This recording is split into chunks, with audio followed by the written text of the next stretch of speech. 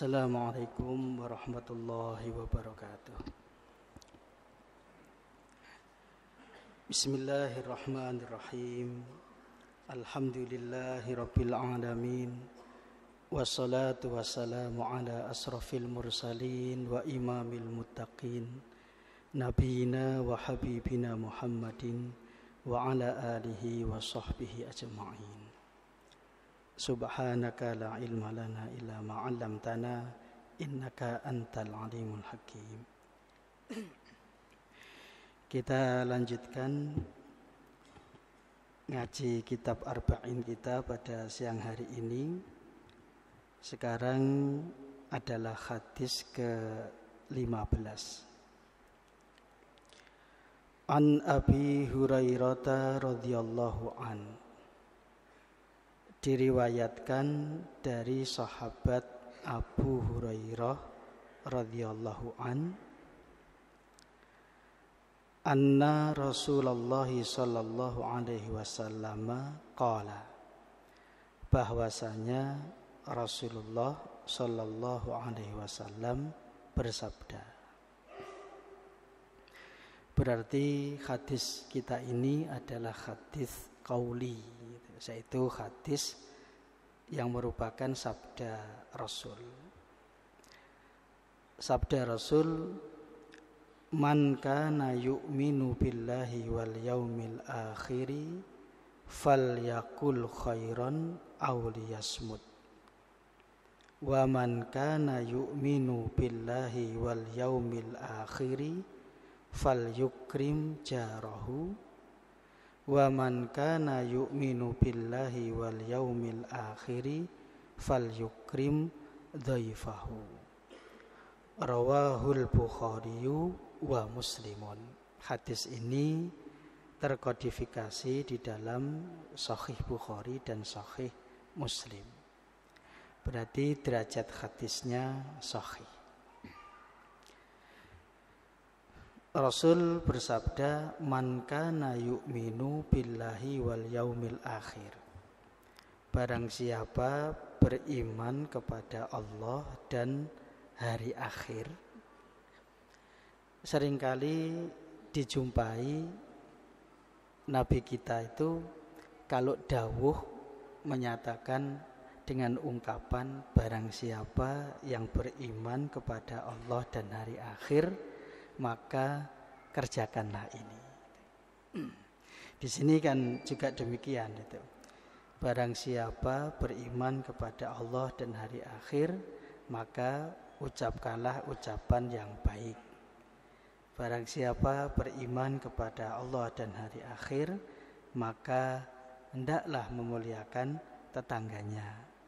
Barang siapa beriman kepada Allah dan hari akhir, maka hendaklah memuliakan tamunya. Seringkali dijumpai hadis Nabi itu menggunakan ungkapan kalimat syarat. Barang siapa beriman kepada Allah dan hari akhir, maka kerjakanlah ini. Ungkapan syarat di dalam hadis Nabi, barang siapa beriman kepada Allah dan hari akhir maka kerjakan ini, itu tidak dipahami dalam arti syarat. Artinya bukan berarti orang yang tidak mengucapkan ucapan baik tidak beriman.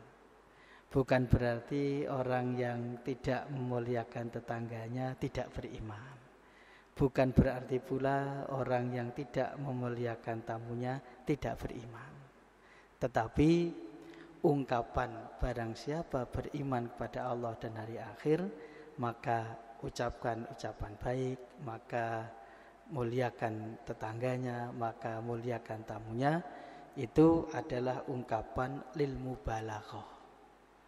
Ungkapan lil mubalaghah itu jadi untuk mendorong orang melakukan itu, maka digunakan ungkapan yang melebih-lebihkan. Kalau dalam bahasa kita sehari-hari padanannya seperti ini. Kalau kamu anaknya bapak, maka kamu akan patuh pada bapak. Jadi saya ulangi lagi dalam ungkapan ungkapan sehari-hari, kalau kamu anaknya bapak, maka kamu akan harus patuh kepada bapak. Bukan berarti kalau anaknya tidak patuh berarti bukan anaknya bapak.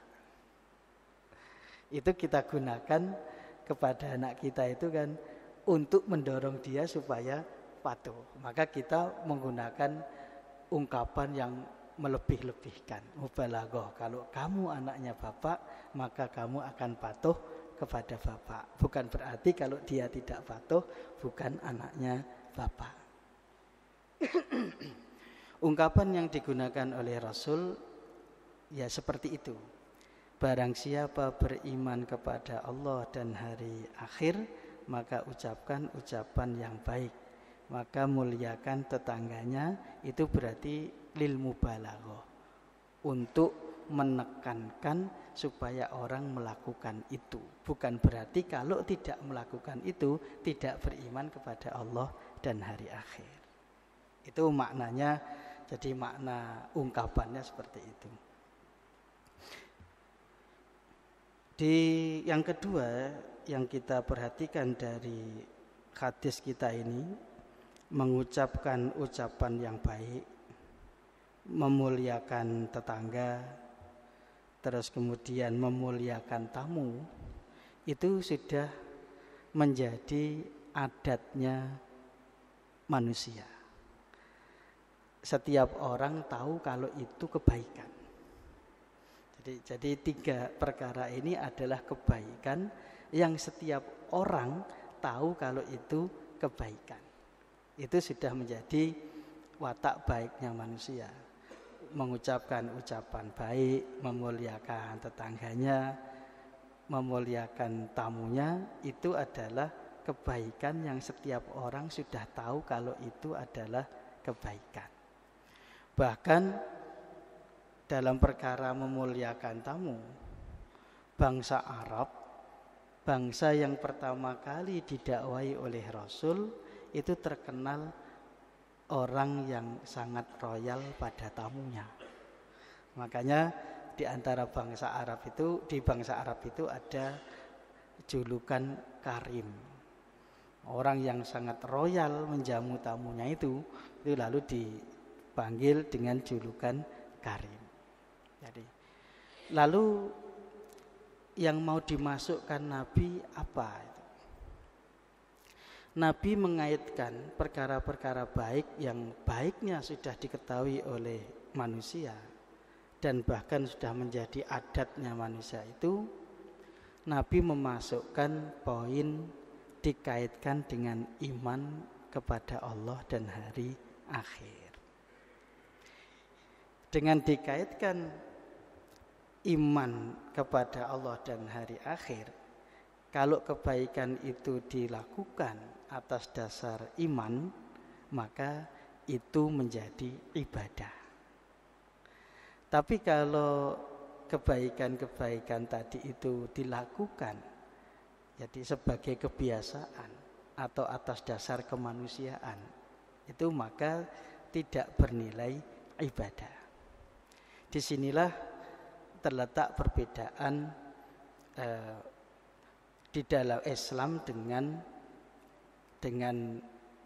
ini pandangan hidup humanisme. Jadi di dalam agama Islam, jadi kebaikan-kebaikan yang sudah diketahui oleh manusia itu dilakukan atas dasar iman kepada Allah dan hari akhir, bukan semata-mata karena kemanusiaan.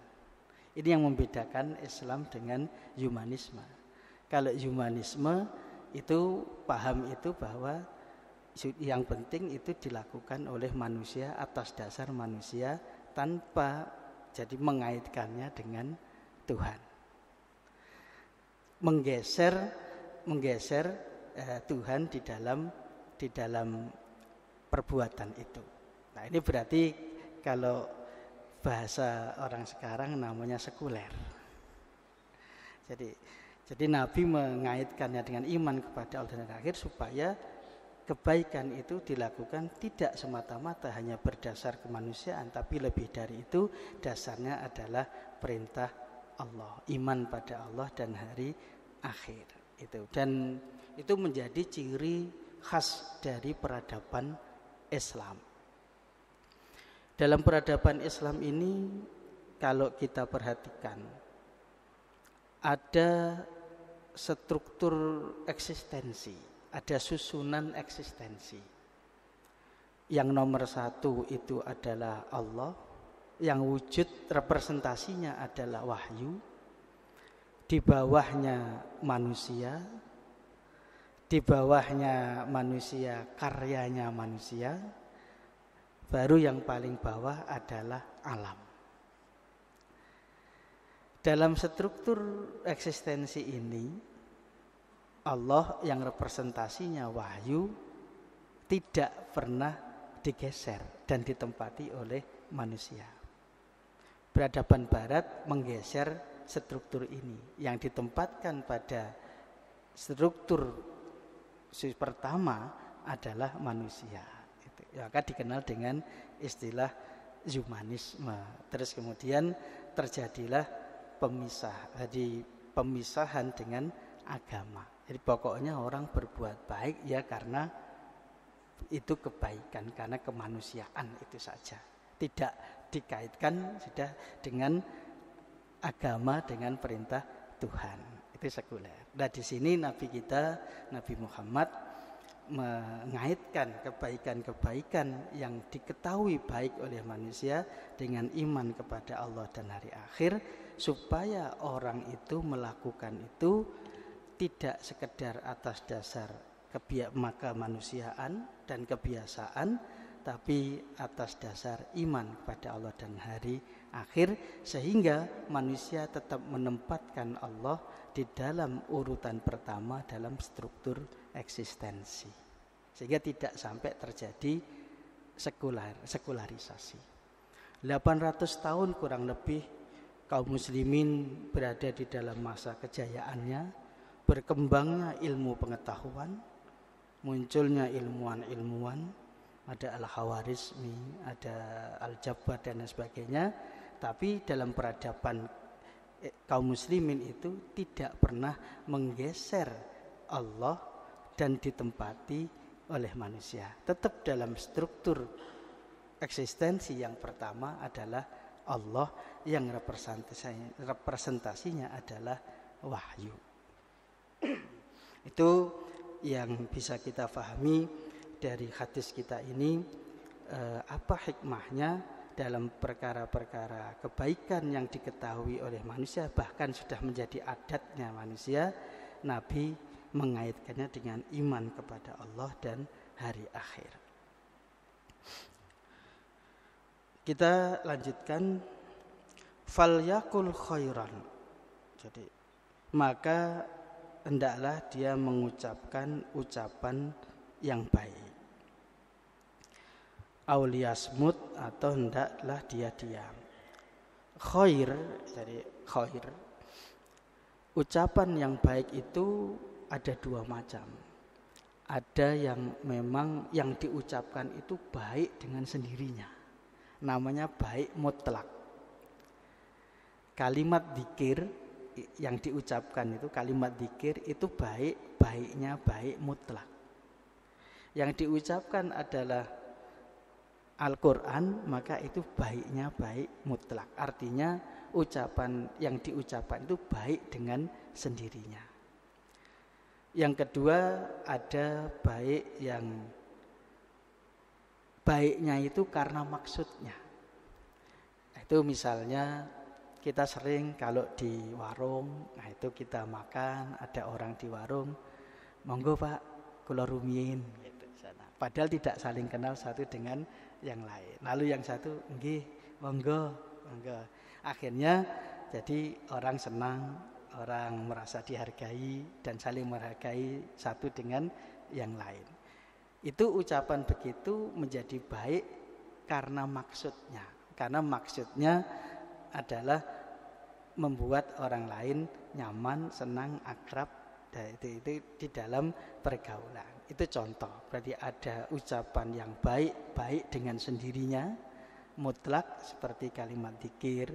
Ada juga ucapan yang baik itu karena maksudnya. Kalau ada ucapan yang baik, berarti ada ucapan yang buruk, dan ada ucapan yang tidak baik, tidak buruk. Ada ucapan baik, yang tadi ada yang mutlak dan yang tergantung tujuannya, maksudnya. Ada ucapan buruk seperti ghibah, namimah, ucapan buruk. Ada juga berarti ucapan yang tidak baik dan tidak buruk. Di dalam Quran itu ada ayat wa ma yalfidhu min qaulin illa ladaihi Mas Hasbi lanjutannya raqibun atidun, betul. Jadi setiap yang diucapkan itu jadi ada raqib dan atidnya. Menurut sahabat Ibnu Abbas radhiyallahu anhuma, yang dicatat oleh malaikat itu hanyalah yang baik dan yang buruk. Yang tidak baik dan tidak buruk, yang mubah, menurut Sayyidina Ibnu Abbas itu tidak termasuk yang dicatat, karena tidak terkait dengan balasan di kehidupan akhirat. Jadi ucapan yang baik, ucapan yang buruk, itu yang terkait dengan balasan di kehidupan akhirat, ini yang dicatat. Sedangkan ucapan yang tidak baik dan tidak buruk, yaitu ucapan yang mubah. Ya, kalau kita itu santai-santai berbicara satu dengan yang lain, kadang juga bercanda dan sebagainya, itu ucapan mubah. Itu menurut Sayyidina Ibnu Abbas tidak termasuk yang dicatat oleh malaikat karena tidak berkaitan dengan balasan di akhirat. Jadi yang dicatat hanya yang baik dan yang buruk, sedangkan yang mubah, yang tidak baik dan tidak buruk tidak termasuk yang dicatat. Itu menurut Ibnu Abbas itu juga berarti mencakup semua perbuatan manusia. Perbuatan yang baik dan yang buruk yang dicatat, sedangkan yang tidak baik dan tidak buruk tidak termasuk yang dicatat. Yang berikutnya Nabi kita mengatakan wa man kana yu'minu billahi wal yaumil akhir falyukrim jarahu, maka hendaklah memuliakan tetangganya. Yang mana yang disebut tetangga? Memang ada riwayat hadis. Menurut sebagian ulama hadis sanadnya dhaif, yang menyebut tetangga itu 40 rumah itu dari berbagai arah. Kalau 40 rumah zaman Rasul itu berarti areanya tidak luas. Karena rumah-rumah pada Rasul itu, zaman Rasul itu hanya berupa hujrah. Ya mungkin semacam kos-kosan begitu. Tapi kalau 40 rumah di zaman sekarang, apalagi di rumah gedongan yang rumahnya besar-besar, 40 rumah bisa satu kampung, bukan termasuk tetangga. Karena itu kebanyakan ulama yang mensyarahi hadis ini, karena Nabi tidak merinci mana yang disebut tetangga, maka yang tidak dirinci itu dikembalikan kepada urf, kepada kebiasaan. Jadi ada prinsip di dalam memahami baik teks Quran maupun teks hadis, kalau sesuatu itu tidak diterangkan secara rinci batasannya, maka dikembalikan kepada urf, dikembalikan kepada kebiasaan. Sama seperti begini bandingannya. Ketika orang ingin tahu bagaimana jadi yang harus dilakukan oleh suami kepada istrinya dan bagaimana yang harus dilakukan istrinya di dalam kehidupan rumah tangga. Maka kalau itu di Quran dinyatakan wa ashiruhunna bil ma'ruf. Kalian pergaulilah mereka bil ma'ruf dengan cara yang patut. Berarti dikembalikan kepada urf. Apa yang menjadi tugas suami, apa yang menjadi tugas istri di dalam rumah tangga karena tidak dirinci, maka dikembalikan kepada urf. Itu padanannya. Di hadis kita ini juga begitu. Karena memuliakan itu bagaimana bentuknya tidak dirinci oleh Nabi, maka berarti dikembalikan kepada urf, kebiasaan dan juga keadaan yang bisa berbeda satu orang dengan orang yang lain. Kalau tetangga itu fakir misalnya, maka memuliakannya berarti memberikan bantuan untuk dia. Tapi kalau tetangganya kaya raya, berarti memuliakannya tentu bukan dengan memberikan bantuan kepada dia. Karena itu Rasul tidak merinci bagaimana bentuk memuliakannya. Kalau tidak dirinci oleh Rasul, dikembalikan kepada urf, kebiasaan yang baik, yang tentu saja bisa berbeda antara satu budaya dengan budaya yang lain. Demikian juga yang ketiga, fal yukrim dhaifahu, maka hendaklah mereka memuliakan tamunya. Untuk memuliakannya, karena juga tidak dirinci oleh Rasul, maka juga dikembalikan kepada urf. Yang menjadi catatan adalah siapakah yang disebut dengan tamu. Siapakah yang disebut dengan tamu. Dan apa itu yang disebut dengan menyambut, memuliakan tamu. Tamu itu berhubungan dengan safar. Hubungannya terkait dengan musafir. Makanya yang disebut tamu itu adalah orang yang menempuh safar, perjalanan untuk mengunjungi seseorang. Itu yang disebut dengan dhaif, tamu. Tapi kalau tidak menempuh safar, hanya berkunjung saja, maka disebutnya dengan zair, bukan dhaif. Jadi ada dhiyafah, bertamu, ada ziarah, berkunjung. Nah, bertamu itu hubungannya dengan safar. Seseorang yang menempuh safar, perjalanan, keluar dari negerinya, kampungnya, untuk mendatangi seseorang, maka itu yang disebut dengan tamu. Tapi kalau tetangga kanan kiri datang ke rumah atau satu kota begini, tidak disebut dengan tamu, tapi disebut dengan zair. Artinya berarti petunjuk Nabi memuliakan tamu, berarti ada petunjuk yang ditujukan memuliakan orang yang memang berstatus sebagai tamu. Tidak setiap orang yang mendatangi rumah seseorang itu berarti berstatus sebagai tamu. Ada yang berstatus sebagai zair, pengunjung saja. Berkunjung, kalau berkunjung berarti tidak terkena perintah di dalam hadis ini. Jadi perintah hadis ini adalah berlaku untuk dhaif, tamu, yaitu orang yang menempuh safar, meninggalkan kampungnya, mengunjungi seseorang. Itu yang disebut dengan tamu, dan itulah yang terkena perintah untuk memuliakan tamu. Kemudian yang berikutnya, memuliakan tamu itu hak atau ihsan, itu hak atau akhlak mulia. Jumhur ulama memandang bahwa memuliakan tamu ini bukan haknya si tamu, tapi ini adalah makarimul akhlak, akhlak yang mulia. Karena itu redaksinya di dalam hadis fal yukrim dhaifahu, maka hendaklah dia memuliakan.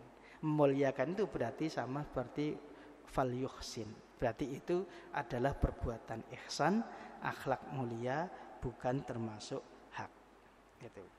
Lalu berikutnya ulama juga berbeda pendapat. Jadi ulama juga berbeda pendapat. Apakah perintah memuliakan tamu ini berlaku umum atau berlaku hanya untuk orang-orang yang hidup di, kalau zaman dulu, gurun, yang di situ tidak ada penginapan, tidak ada warung makan, dan ya, jadi tidak ada tempat yang bisa digunakan untuk bermalam dan juga tempat untuk makan, tidak ada toko dan sebagainya. Menurut Imam Malik dan Sahnun, jadi perintah memuliakan tamu ini adalah perintah kepada ahlul bawadi, orang yang hidup di gurun. Karena ketika di gurun itu, atau di pedalaman itu tidak ada tempat menginap, tidak ada warung makan. Maka menurut Imam Malik, perintah Nabi memuliakan tamu ini adalah perintah untuk orang-orang yang hidup di daerah terpencil yang di situ tidak ada penginapan dan tidak ada warung makan. Berarti kalau seperti di pelabuhan ini penginapan banyak, kemudian warung makan juga banyak, menurut pandangan Imam Malik berarti yang tidak terkena perintah memuliakan tamu. Karena orang-orang yang datang bertamu pun di sini mempunyai ada tempat untuk bermalam dan ada juga tempat untuk membeli makanan. Itu menurut pandangan Imam Malik itu. Di samping itu Imam Malik juga mendasarkan pendapatnya pada salah satu hadis, ad-diyafatu ala ahlil wabar. Perintah memuliakan tamu itu adalah perintah untuk orang-orang yang hidup di gurun, yang di situ tidak ada tempat penginapan dan tidak ada warung makan. Sehingga kalau tidak dimuliakan, tidak kemudian diberi tempat menginap dan makan, maka dia akan mengalami kesulitan. Sedangkan kalau di daerah yang sudah makmur, sudah ada tempat penginapan dan warung makan, maka dia tidak akan mengalami kesulitan. Itu pandangan Imam Malik jadi terhadap perintah Nabi fal yukrim dhaifahu. Itu. Demikian hadis Nabi yang kita baca pada siang hari ini.